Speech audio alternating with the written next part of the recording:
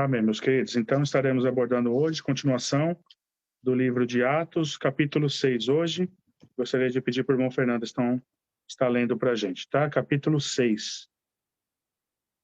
Capítulo 6 de Atos nos diz assim: Ora, naqueles dias, crescendo o número dos discípulos, houve uma murmuração dos gregos contra os hebreus, porque as suas viúvas eram desprezadas no ministério cotidiano. E os 12, convocando a multidão dos discípulos, disseram: Não é razoável que nós deixemos a palavra de Deus e servamos às mesas. Escolhei, pois, irmãos, dentre vós 7 homens de boa reputação, cheios do Espírito Santo e de sabedoria, aos quais continuamos sobre esta necessidade. Mas nós perseveraremos na oração e no ministério da palavra. E este parecer contentou a toda a multidão, e alegraram Estevão, homem cheio de fé e do Espírito Santo, e Filipe, e Prócoro, e Nicanor, e Timão, e Parmenas, e Nicolau, prosélito de Antioquia. Estes apresentaram antes os apóstolos, e estes, orando, lhes impuseram as mãos. E crescia a palavra de Deus, e em Jerusalém se multiplicava muito o número dos discípulos, e grande parte dos sacerdotes obedecia à fé. E Estevão, cheio de fé e de poder, fazia prodígios e grandes sinais entre o povo.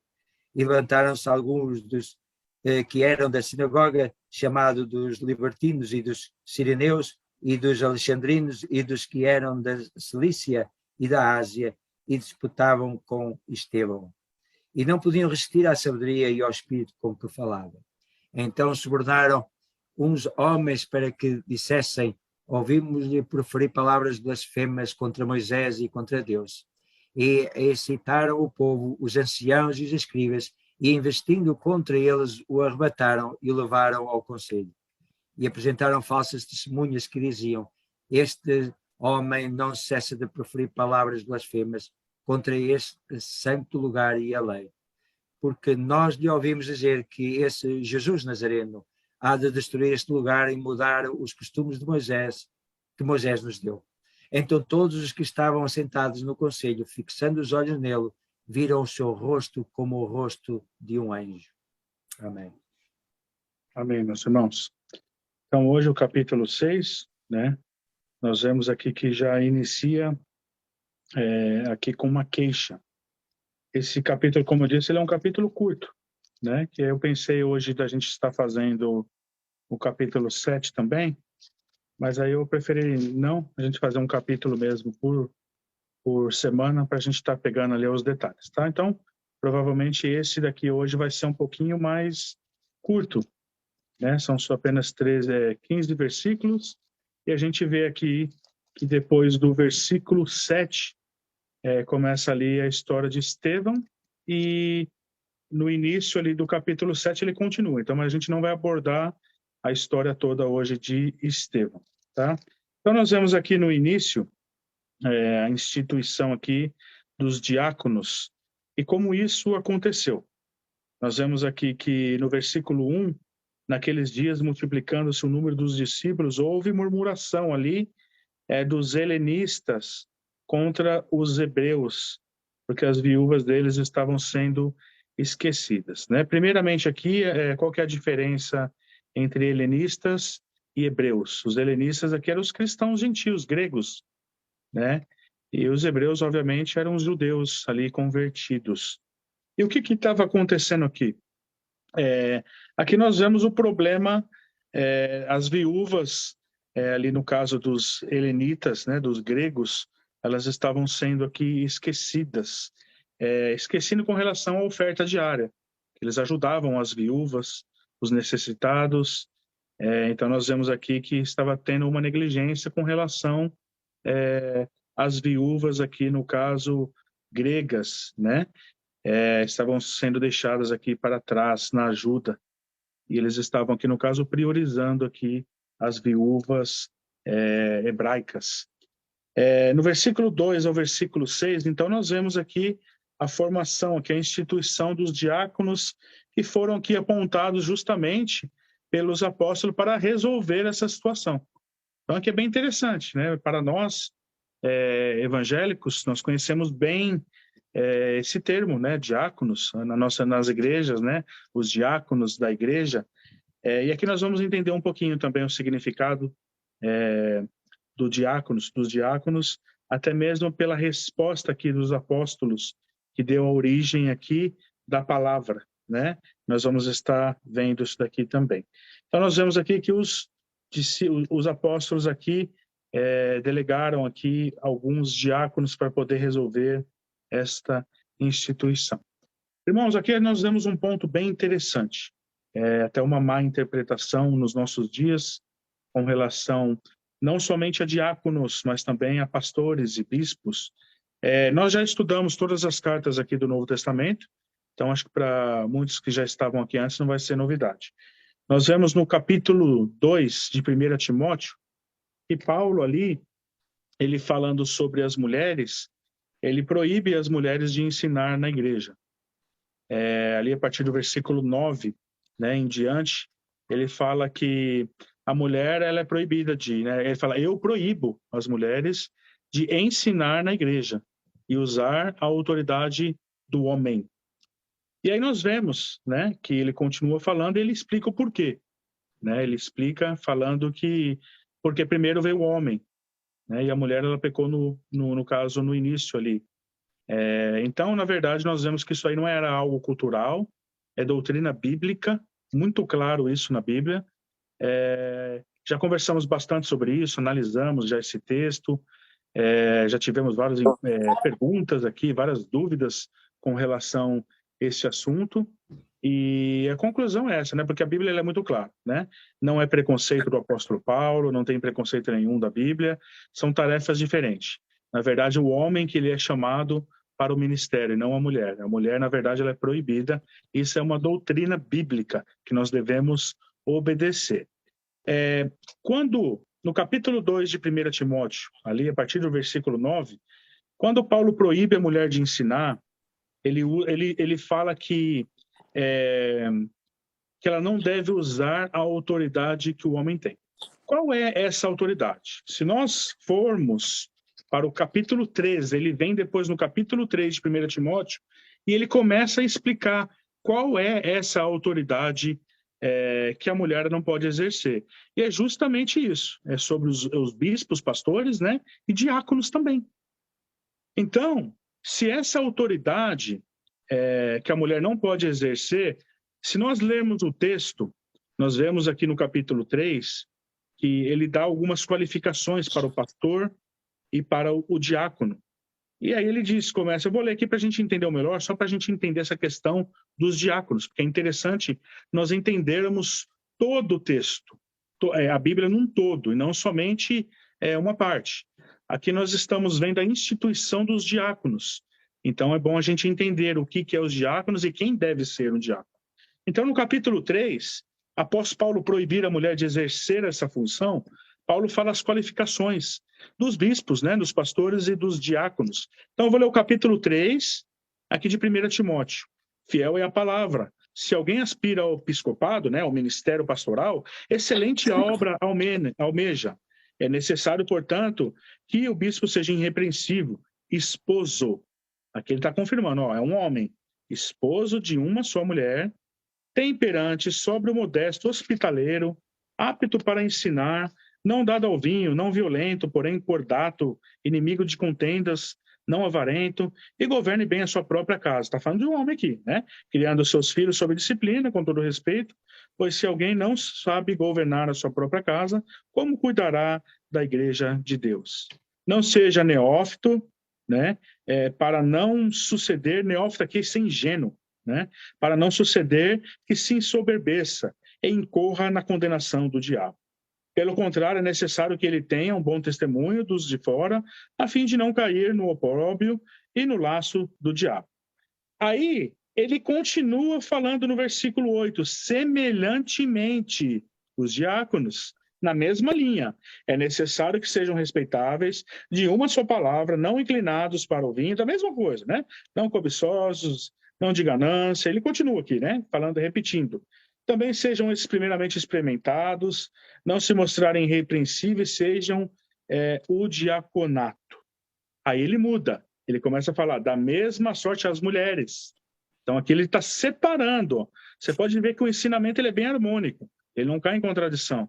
Ele continua no versículo 11, aí ele vai falar das mulheres. As mulheres, é necessário que sejam elas respeitáveis, não maldizentes, temperantes e fiéis em tudo. Aí ele já muda de novo. Ó, o diaconato seja marido de uma só mulher. Aqui é homem, claramente é um homem. Né, e governe bem os seus filhos e a sua própria casa. Então, após no capítulo 2 de 1 Timóteo, a partir do versículo 9, eu vou ler para os irmãos verem.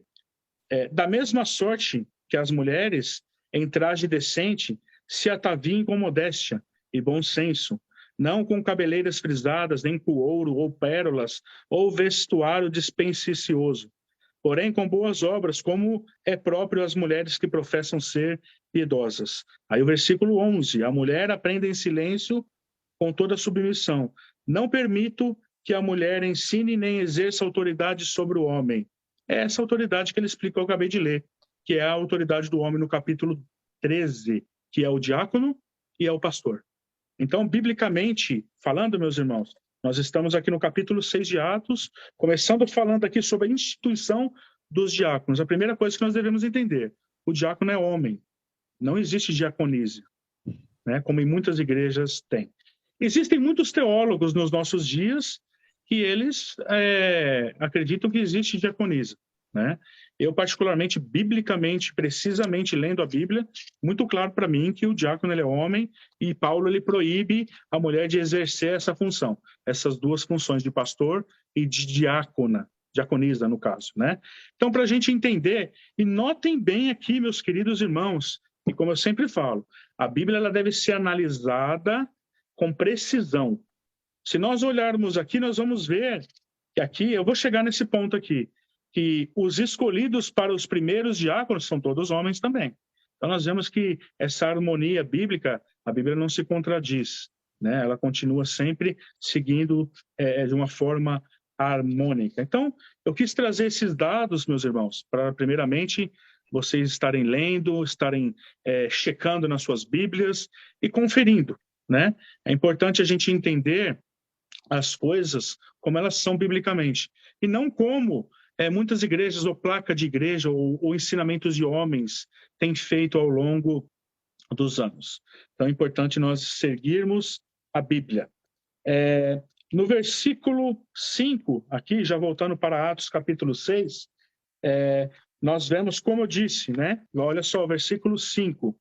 O parecer agradou a todos aqui, né? De escolher os diáconos, né? Por toda a comunidade. E elegeram, então, Estevão, homem cheio de fé e do Espírito Santo, Felipe, Procoro, Nicanor, Timão, Parmenas e Nicolau, prosélito de Antioquia. Todos homens, irmãos, né? Então nós vemos, como eu disse, a Bíblia ela é totalmente harmônica. Eu digo isso, irmãos, nesse caso nós vemos muitas igrejas cristãs, principalmente as igrejas reformadas, elas nunca aceitaram a mulher como pastora, né? E se nós olharmos na história do cristianismo, durante 1900 anos não existia mulher pastora na igreja. Começou a existir nos últimos anos, e eu acredito, entendo, estudando os contextos, principalmente aqui na Europa, o liberalismo, né? O neoliberalismo, principalmente nos últimos 100, 150 anos, essa questão da igualdade. Eu sempre falo que a igualdade também, irmãos, é interessante. Nós não somos contra a igualdade. A mulher lá fora, ela tem que ter os seus direitos, ela pode voltar, ela tem que ter empregos também. Eu não sou nada contra disso. Eu sou a favor da igualdade, né? Eu sempre digo que Deus ele ama tanto a mulher quanto o homem da mesma forma. Só que ele chamou o homem para uma coisa e chamou a mulher para outra. E é muito importante nós entendermos isso, meus queridos irmãos. Por quê? Porque nós vemos que a mulher ela é chamada para cuidar de outras mulheres e para cuidar das crianças, né? A mulher, ela é a que edifica o lar. E enquanto muitas pessoas estão falando em discriminação, eu, pelo contrário, eu olho para a Bíblia e falo, o trabalho da mulher é muito nobre, né? É o que dá educação às crianças, é o que edifica o lar. Então eu não vejo nada de discriminação, como muitas pessoas têm falado. Eu vejo Deus chamou o homem para fazer uma coisa e chamou a mulher para fazer outra. E por causa da rebelião, do homem estar se omitindo e não fazendo mais o seu papel, e a mulher tentando usurpar o papel que não é dela, que ela é proibida de fazer, está essa confusão toda dentro da igreja. Os nossos jovens, as mulheres que deveriam cuidar dos jovens, das crianças, não estão mais cuidando, e a consequência disso é muito trágica. Os nossos jovens não estão mais ficando nas igrejas. Isso é uma estatística verdadeira, irmãos. A grande maioria, eles dizem até 70% ou mais, dos nossos jovens que crescem em igrejas evangélicas, eles não ficam nas igrejas. E isso eu acredito que é a rebelião, tanto do homem quanto da mulher, em não cumprir o que Deus determinou. Então, irmãos, aqui poderia ser um assunto bem simples. Os diáconos, né? Mas há um ensinamento muito profundo aqui, né? Quando nós falamos de pastor, quando nós falamos de diáconos, quando nós falamos de mulheres. Então, existe aqui a doutrina bíblica, que nós devemos nos atentar e nós devemos seguir, né? Tudo o que a Bíblia ensina, meus queridos.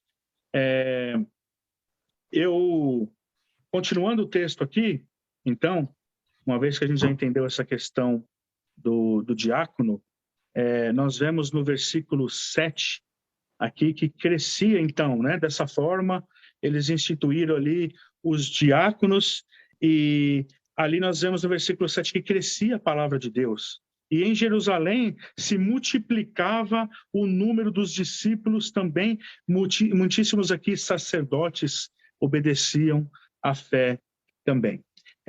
Tem um pastor que eu gosto muito, que é o Robert Sproul, ele morreu em 2016, um pastor americano.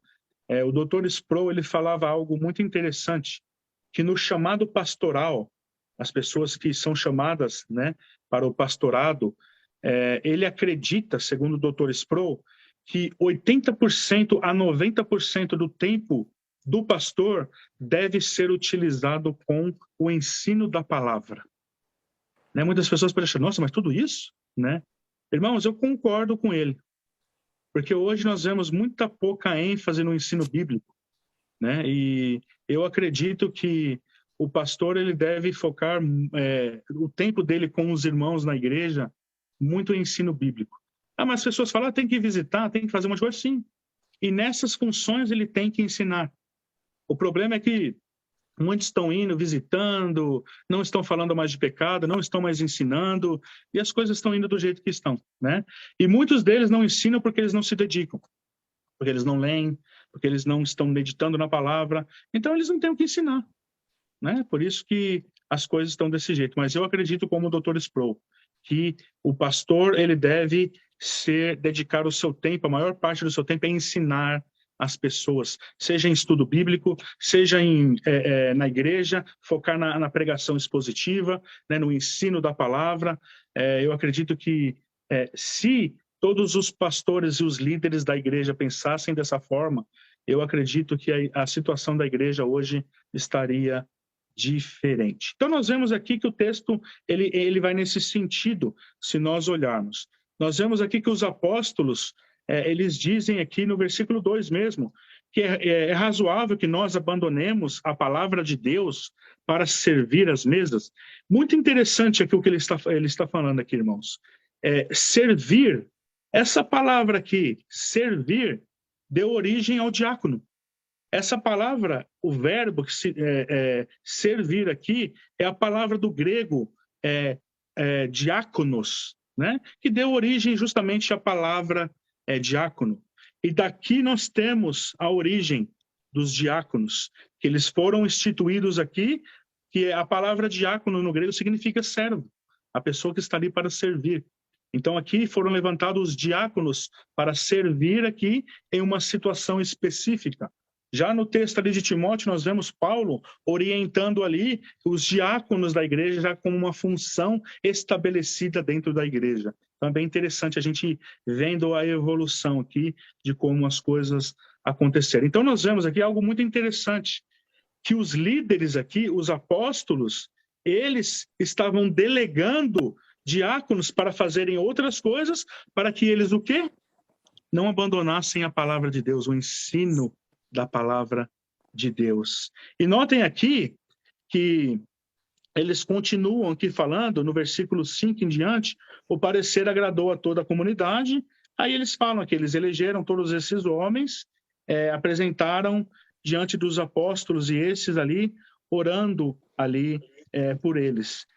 Voltando um pouquinho mais, no versículo 3, eles escolheram 7 homens de boa reputação, cheios de sabedoria, os quais encarregamos desse serviço. Aí no versículo 4, ele fala, quanto a nós, nos consagramos ao quê? Oração e ministério da palavra. É exatamente o que eu tenho falado aqui, irmãos. Olha qual que era o grande foco deles aqui. Era a oração e o foco no ensino da palavra, o ministério da palavra de Deus. É exatamente o que eu acabei de falar sobre essa afirmação do Dr. Sproul, que o líder, o pastor que está ali, ele tem que ser chamado e focar nessas coisas que os apóstolos aqui focavam, né? Que é a oração e o ensino da palavra, o ministério da palavra. Então é interessante, irmãos, nós entendermos isso e entender que o papel dos líderes deve ser esse, né? Esse é um exemplo que nós devemos ter dos apóstolos, né? Que nós devemos focar no ensino, foco total no ensino da palavra e na oração. E assim, fazendo assim, né? Como eu disse aqui, versículo 7, a palavra crescia, né? Nós vemos aqui em Jerusalém, multiplicavam números de versículos. Aqui algo interessante também para os nossos dias, nós entendemos que se nós formos fiéis, nós pregando a palavra, a igreja ela cresce, né? Não porque a gente está fazendo alguma coisa, e não é por obras também, irmãos, mas ela cresce porque Deus vai acrescentando ali, e Deus mesmo que vai movendo os corações, e aí vai acrescentando as pessoas a cada dia. Só que nós devemos entender, irmãos, o que são números saudáveis e porque existem números que não são saudáveis.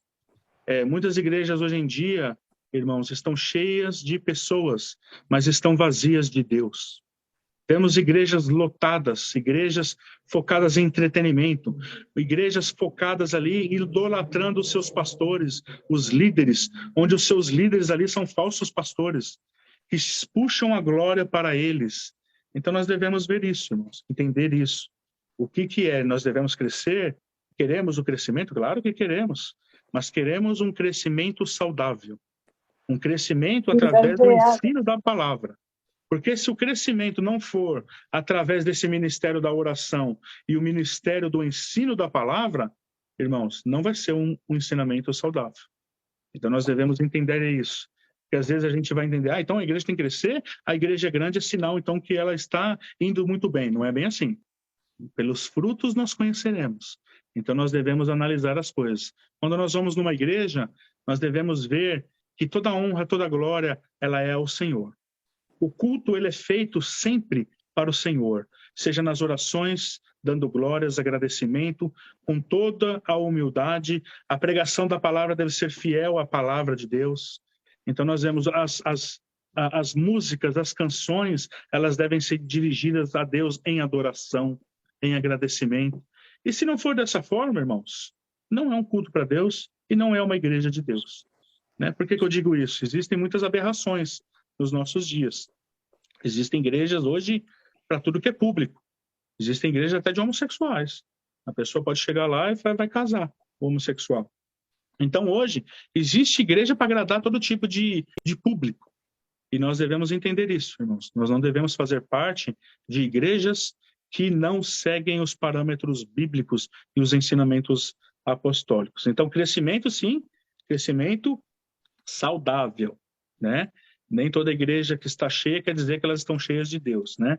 Como eu disse, muitas delas, e infelizmente, meus queridos irmãos, eu digo que a maioria estão cheias de pessoas pulando, mas poucas dobrando seus joelhos. Muitas igrejas cheias de pessoas, mas vazias de Deus. Então nós devemos entender o contexto que nós vivemos. Então nós vemos aqui no versículo 8 em diante, aqui nós já vemos contando a história de Estevão. E esse Estevão aqui é o mesmo Estevão aqui que foi apontado como um diácono aqui, né? É o primeiro dele. E fala aqui que a comunidade elegeram Estevão, no versículo 5, e ainda cita, homem cheio de fé e do Espírito Santo de Deus.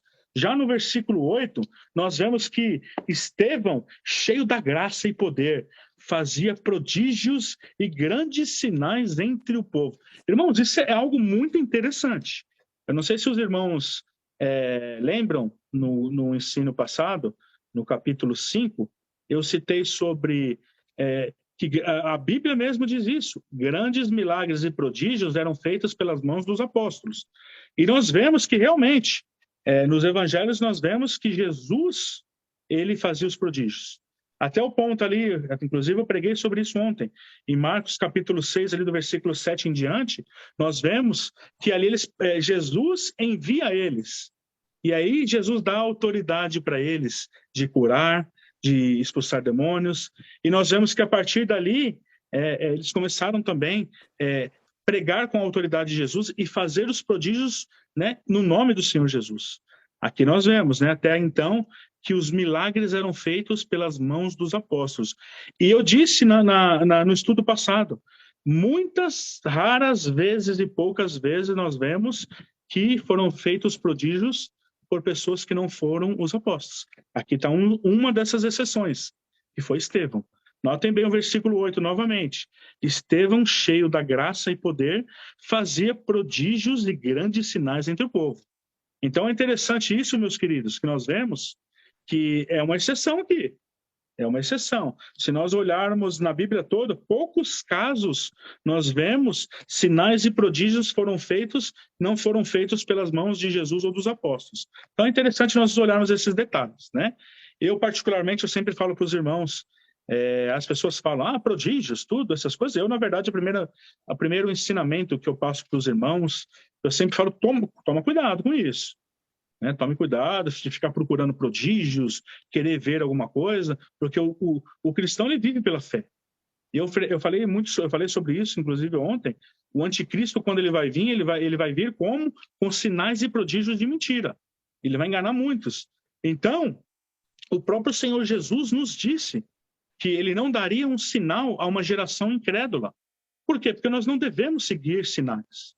O próprio Senhor Jesus, se você vai analisando os evangelhos ali de uma forma mais precisa, nós podemos ver que Jesus, quando fazia os sinais e os prodígios, ele falava o quê para as pessoas? Não contar. Sabe por que Jesus fazia isso? Porque o próprio Senhor Jesus sabia que o foco não eram os milagres, era ele. Ele era o foco. Por isso que ele fazia isso. E no mais também, irmãos, nós vemos que as pessoas iam atrás de Jesus porque elas eram interesseiras. Elas estavam atrás de sinais e prodígios de cura. E nós não devemos ir atrás de Deus com intenções, irmãos. Claro que se alguém ficar doente, nós vamos orar para a pessoa e crer que Deus pode curar. Se alguém está com falta de alguma coisa, nós iremos orar com fé também, crendo que o Senhor pode nos ajudar também. Isso não é errado a gente pedir, mas não deve ser a motivação principal de nós mostrarmos a Deus. Nós, na verdade, devemos buscar a Deus porque nós o amamos. Porque se nós buscamos a Deus com interesse de outras coisas, nós não passamos de meros interesseiros, irmãos. Então, nós devemos entender isso, né? A nossa motivação é em buscar a Deus. E aqui, voltando para esse contexto de prodígios, muito cuidado, irmãos. Muitos falsos profetas nos nossos tempos, lembrando que nos últimos tempos, falso profeta, o anticristo virá com sinais e prodígios, né, de mentiras, que enganará muitas pessoas. Portanto, que a nossa fé, então, seja consolidada, né, no Senhor Jesus. E o justo viverá pela fé. Nós não precisamos ver para crer, irmãos, né? O crente, ele tem uma fé que foi dada por Deus, e essa fé, eu sempre falo, ela não é uma fé duvidosa, né? Nós temos fé e devemos viver pela fé. Amém, meus queridos? Então, nós vemos aqui, Estevão cheio da graça, cheio do poder. Nós vemos aqui que os da sinagoga aqui ficaram com inveja de ver que ele era um homem cheio da graça de Deus, fazia vários prodígios e pregava.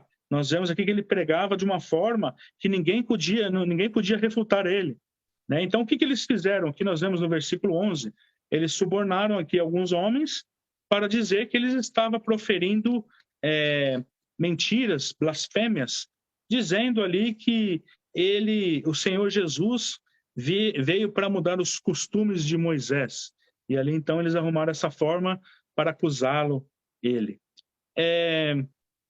Irmãos, na verdade, eu fiquei até pensando um pouco sobre essa questão dos costumes.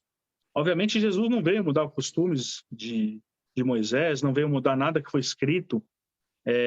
Na verdade, ele veio cumprir as profecias. Agora, uma coisa que Jesus ele veio fazer, ele veio mudar os costumes. Ele veio mudar os costumes hipócritas dos religiosos. Isso a gente vê com grande frequência. Eu sempre falo, irmãos, que nós devemos analisar a Bíblia, né, analisar o Jesus bíblico como ele é. Porque se ele estivesse aqui nos nossos tempos, é exatamente o que ele faria, irmãos. Ele ia acabar com todos os ensinamentos hipócritas dos religiosos. Por isso que eu falo sempre para os irmãos, analisem as Escrituras, olhem como Jesus é, e tente se moldar a esse Jesus, ao Jesus da Bíblia. Porque ele certamente, se ele vivesse aqui nos nossos tempos, ele iria mudar os nossos costumes.